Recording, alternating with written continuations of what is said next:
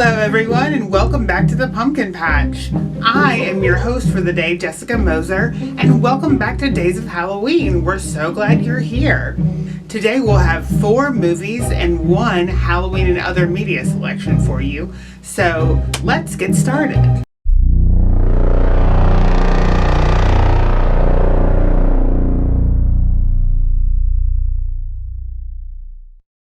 Today's selection for the Halloween classic is the 2007 movie I Am Legend starring Will Smith.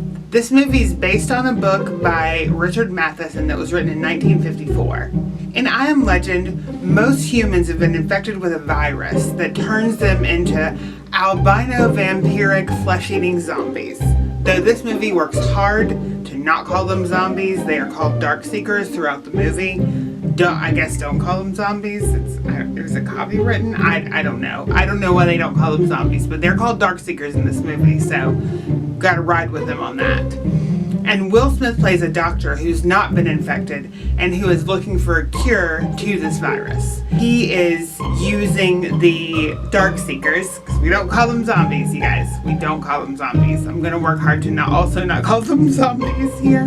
He works on the dark seekers that he is able to capture and try to cure them. Will Smith's character, Robert Neville, is accompanied by his dog, Sam. The only other human beings we see through the first part of this movie are in flashbacks. This was really a challenging performance for Will Smith just because he was having to talk to himself so much. And that's one of the reasons why he took the role, is because he thought it would be a challenge. This movie was stuck in developmental Hades for a long time. At one point, Arnold Schwarzenegger was supposed to play the part that Will Smith ended up playing. That was back in the 90s. It got cut a couple times for budgetary concerns. And then Akiva Goldsman, he's previously won Oscars for adapted screenplays, and he's done a bunch of other adapted screenplays. Some articles I was reading give him credit for relieving this out of developmental Hades, but one of the things that he insisted upon is that this movie needed to be set in New York City to provide that realism of the New York City feel. They had to shut down streets in New York City and made this movie extremely expensive to shoot. There's a scene on the Brooklyn Bridge that cost $5 million by itself. Will Smith is quoted as saying in one of the articles I read about this movie that he never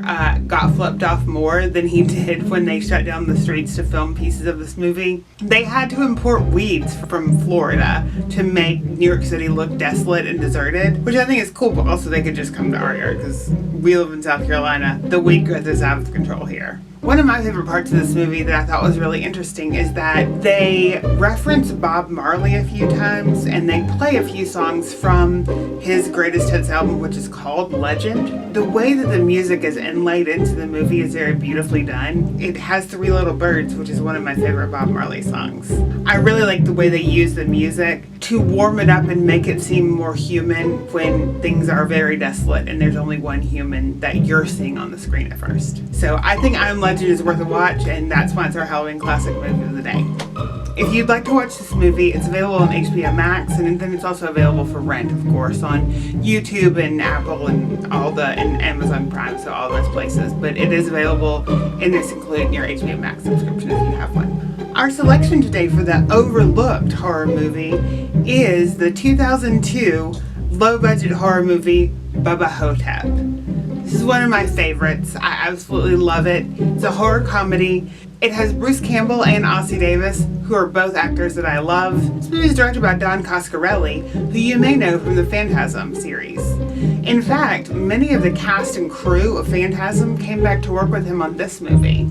In Bubba Ho-Tep, Bruce Campbell plays Elvis, who's woken up in a retirement home after a 20-year coma. His best friend in this movie is Ossie Davis, who's a paraplegic black man who says that he is JFK, and that after the assassination attempt, his skin was dyed black, and that he was sent to a retirement home to live out the rest of his days by Lyndon Johnson and the rest of the government. There are a few things throughout the movie that reference the fact that he actually probably is JFK, which is funny, and they're always well-placed references. Elvis and JFK have to fight off a reanimated ancient Egyptian mummy who was stolen from a museum. The character of Elvis nicknames him Bubba Ho-Tep because weirdly, this mummy is dressed like a cowboy. As you can tell, this movie has a lot of like zany comedy in it. I really enjoy zany comedy, and I really enjoyed both the performances of Bruce Campbell and Ossie Davis. I think they're masterful, and it's funny in all the right places. It's weird for sure. I'm weird for sure also. This movie only had a budget of $1 million, but I really think it's worth a watch. And guess what? You can watch it on Pluto TV, which is completely free. Check out Bubba Ho-Tep. I think it's worth your time. The first movie today in your late night double feature picture show is the 2018 movie Hellfest. This movie is set at a Halloween carnival.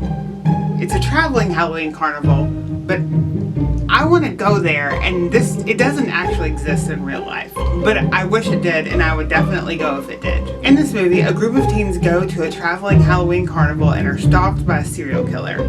The serial killer is called The Other. This movie contains two things that we love here at the Fall Horsemen. One, it's a slasher movie. We love slasher movies here. Two, Tony Todd, who's Candyman, is in this movie as well. Amazing. And actually, a third thing that we love, which is Rocky. Rocky is a prop from the Netherworld Haunted House. This movie was filmed in Atlanta at Six Flags Whitewater while it was closed for the off-season. And many of the props in this movie are from Netherworld, which is one of our favorite places to go. Every time that we saw Rocky, which is one of our favorite props from Netherworld in this movie, we were like, hey, it's Rocky again! Because Netherworld provided many of the props, visually, this movie is very, very well done. It has the look and feel of a haunted house throughout, and so it's a fun watch. In typical slasher movie fashion, there's a lot of late teen / early 20s shenanigans throughout the movie, and it's just overall a fun watch. I hope you'll enjoy watching Hellfest as much as we did. And Rocky is like a rock-shaped, very tall prop.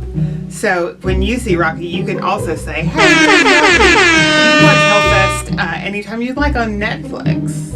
And the second movie in our late night double feature picture show is the 2002 movie 28 Days Later. No, not 28 days. Not the Sandra Bullock movie. 28 Days Later. The Fast Zombie movie. You know. Yes, that's right. On this list, there's another post-apocalyptic zombie movie that works hard to not call them zombies. 28 Days Later was directed by Danny Boyle and stars Cillian Murphy, Naomi Harris, Christopher Eccleston, Megan Burns, and Brendan Gleeson. 28 Days Later is set in the UK, and it actually was released in the UK in 2002 and not in the US until 2003. This movie starts, you'll never believe it, with a guy waking up in the hospital 28 days after a zombie virus has outbroken. You might be like, wait, I think I've seen that story before in The Walking Dead, but 28 Days Later actually did it first. The zombie apocalypse in 28 Days Later is called The Rage. And one of the things that this movie does differently from other zombie movies that came before it is that these zombies can run. And I mean, they can really get it. It's not just running, it's like sometimes sprinting zombies, which kind of scary. Like the shambling zombies are already scary enough, but somebody really getting it, I don't know if I want to like a bunch of running zombies. Seems like it would take over the world, which I mean kind of does in this movie. I guess that's spoiler alert. The super fast zombies continued through the mid-2000s and beyond. 28 Days Later is definitely birthed a lot of the, what I like to call zombie mania that happened in the 2000s, and I think kind of still is continued to today. Maybe it's not at the fever pitch it was in, like, let's say 2012 or 2015, but 28 Days Later kind of brings the zombie genre back into focus. Danny Boyle, who directed this movie, said that he was inspired by playing Resident Evil and that's one of the reasons why he wanted to explore fast zombies. 28 Days Later is available on Hulu, HBO Max, and Amazon Prime for your viewing pleasure.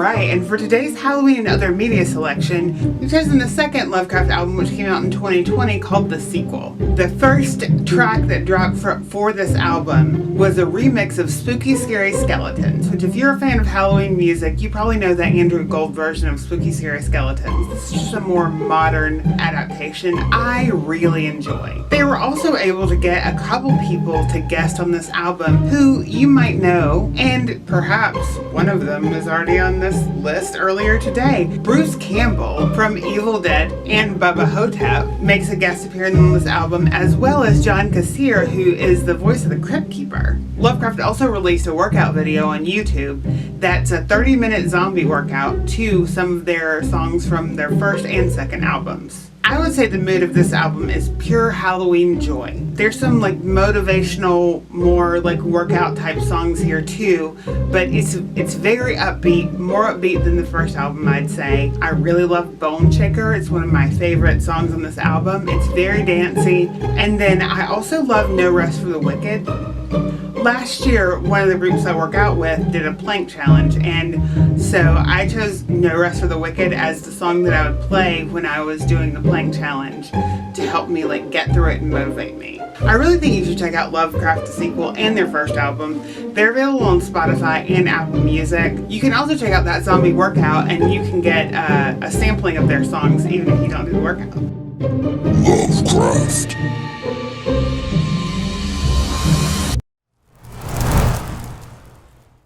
Alright, Pumpkin Patch, that does it for your 4 movies and 1 Halloween and Other Media selection for the day. I hope you enjoyed the selection. Please let us know down in the comments what you thought of these 4 movies. What's your favorite Lovecraft song? Because we want to know. I'm sure we can talk more about that. Also, please click or treat. That means like, share, subscribe. We're trying to get to 1,000 followers by Halloween. So if you could help us do that, that would be much appreciated. But if all you ever do is just watch these videos, we appreciate and love you so much. Please feel free to stalk us on all the social media. We'll be doing a lot of things throughout October, but also through the rest of the year, and especially the rest of the fall. This is our favorite time of year, so please make sure you join us. We'd love to have you. Thank you again for riding with the Fall Horsemen, where Halloween lives and fall is forever.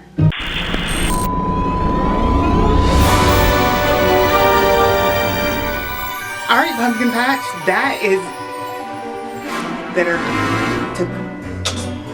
last year contains it's a 30-minute workout.